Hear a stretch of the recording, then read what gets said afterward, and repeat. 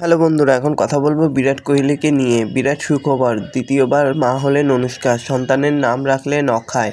তো বন্ধুরা, কন্যা সন্তান ভামিকার পর এবার পুত্র সন্তানের জন্ম দিলেন অনুষ্কা শর্মা, দ্বিতীয়বার বাবা হলেন বিরাট কোহলি। তো বন্ধুরা, এরকমই সব খেলার খবর জানতে হলে আমার চ্যানেলটিকে অতি শীঘ্রই লাইক, কমেন্ট, সাবস্ক্রাইব করতে ভুলো না এবং বন্ধুদের মধ্যেও প্রচুর পরিমাণে শেয়ার করে দাও, যাতে আমার 4000 ঘন্টা ওয়াচ টাইম পূর্ণ হয়ে যায়।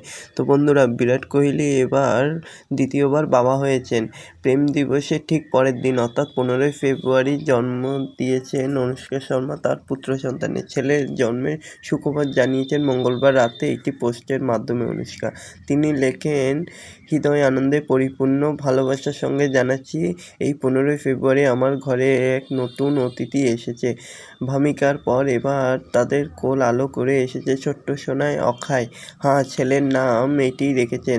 এখানে না থেমে অনুষ্কা লেখেন যে সকলের আশীর্বাদ চাইছি, একই সঙ্গে আমাদের জীবনের গোপনীয়তা বজায়ের আবেদন রাখছি এবং ভালোবাসা বিরাট ও অনুষ্কার পক্ষ থেকে। দুই সন্তানের নামই বেশ অন্যরকম রেখেছেন বিরাট অনুষ্কা। একজন নাম ভামিকা অর্থাৎ মা দুর্গা, আর একজনের নাম অক্ষয় যার অর্থ হচ্ছে পূর্ণিমা, চাঁদের আলো।